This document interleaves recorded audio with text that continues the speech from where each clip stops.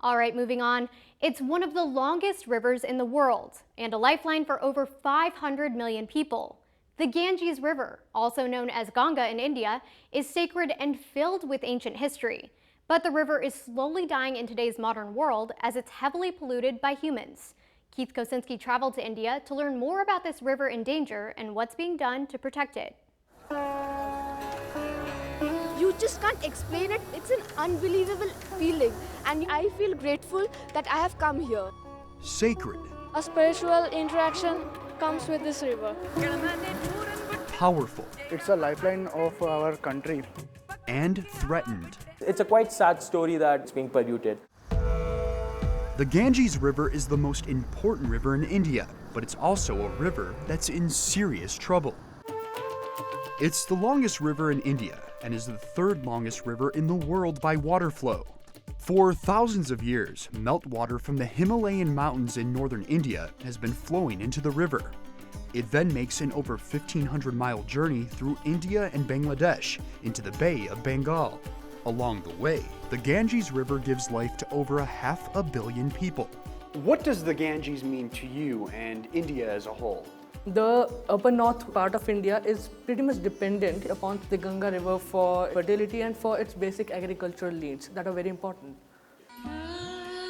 And when it comes to religious significance, it can't be rivaled for those that practice Hinduism. It is believed that if you bathe in the Ganges, you wash away your sins. And even if you go to a household in India, they have Ganges water with them. They believe that having that particular water is a part of purity. The Ganges is the most sacred river to Hindus. Millions come here every year to wash away their sins, but this religious act could expose them to something dangerous. The sewage is literally released in the water itself. So you really can't sit near the shore without closing your nose because it's that stinking and that bad. According to the World Bank, the Ganges River is considered one of the top 10 most polluted rivers in the world. But it doesn't start that way. At its source, the water is clean and pure. But as it makes its way through villages and cities, it becomes contaminated. Yeah, it is one of the most polluted rivers. About 2 million people take bath in one particular day. Bathing gives rise to a lot of skin diseases and it creates a lot of pathogens. The Ganges has got many toxic elements like lead, copper, zinc, cadmium.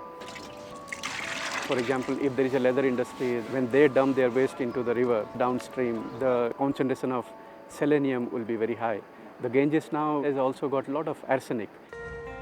Many of those toxic elements are hazardous to health and can cause cancer. And each year, 1.2 billion pounds of plastic is dumped in. But that's only the beginning. See, the river is important in both life and death. When a person dies, then his ashes are drained into the Ganges in order to make it pure, in order to make it holy. The Indian government has spent millions of dollars over the last several decades working to clean up the Ganges. Unfortunately, it hasn't worked. Until people change the way they treat the river, it'll continue being a dumping ground.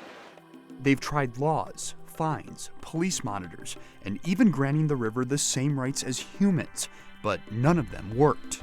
Still, many of the people here aren't giving up. The areas of the Ganges that are highly polluted, can they ever be cleaned up? And if so, how long will it take? If there is a political will now and there is technology available and it can be cleaned. But main is you have to provide people with the basic necessities. Practically speaking, laws and all of those wouldn't help if you don't educate people. You have to make them realize the consequences. Keith Kosinski, Channel 1 News. And did you catch words in the news? Hinduism, the dominant religion in India that has many gods and teaches that a person can be reborn on earth into a new body after death. Now tomorrow we find out how people in India are using technology to help save the Ganges.